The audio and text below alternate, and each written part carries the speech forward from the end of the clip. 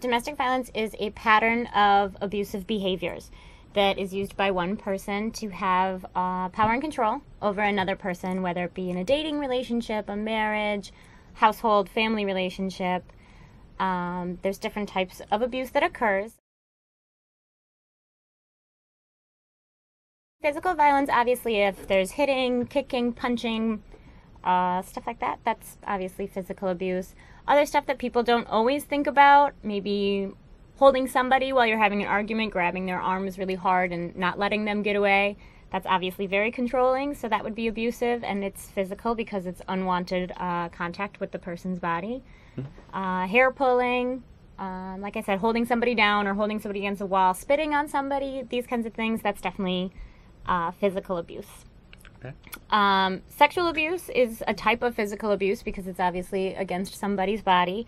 And sexual abuse is going to be any kind of sexual or intimate behavior that's not wanted, or any kind of behavior that's going to interfere with that person's ability to say no. So obviously rape is sexual abuse, unwanted kissing, touching, but pressuring somebody to do something that they've already stated they don't want to do, that pressuring is abusive in a sexual way.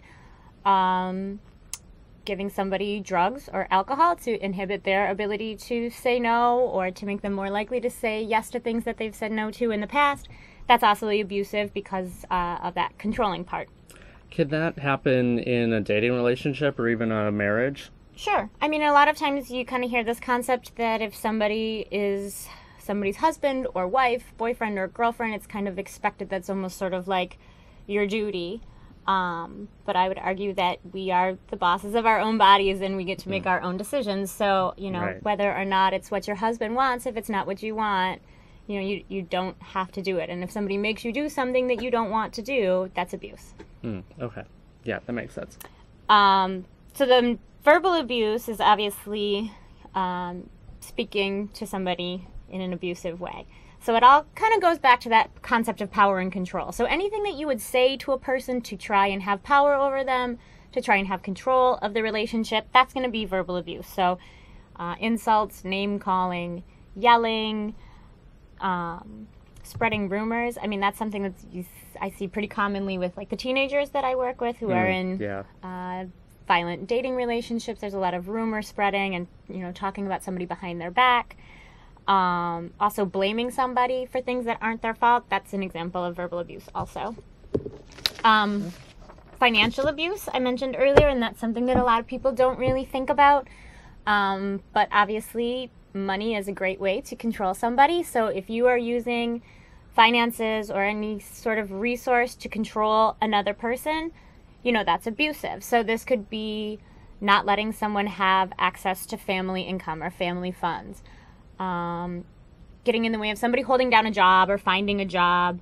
A lot of women who I've worked with will tell stories about how they have a job, but their partner will come up and cause trouble so often that they end up getting fired. So, then that woman then has to depend more on her partner if he has income because now suddenly he's the only one bringing resources in.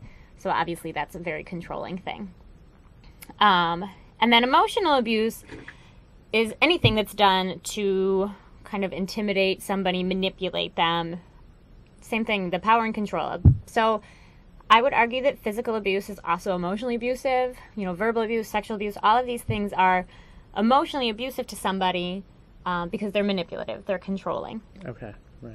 So it all comes back to power and control is really the theme. Yes. Who does it affect? Does it affect certain groups or can it affect everyone? It affects everybody. And that's a good question, too, because, and I find that even I've been doing it on this program, and I do it sometimes in presentations, that there's this tendency to refer to the abuser as male and the target of the abuse as female. But that's not always the case. I've seen a lot of situations where a woman is abusing a man, or it's mutually abusive. Both people are abusing each other. It happens in same-sex relationships where a man is abusing a man, or a woman is abusing a woman. So, I mean, domestic violence does not discriminate. We are from Rainbow House, Domestic Violence Services Agency in Little Village. If you need help from us, if you have any questions you want to ask us, the number there, 773-521-1815. If you are outside of where we serve, but you are still looking for help, you can give the Illinois Domestic Violence Helpline a call at 877-863-6338.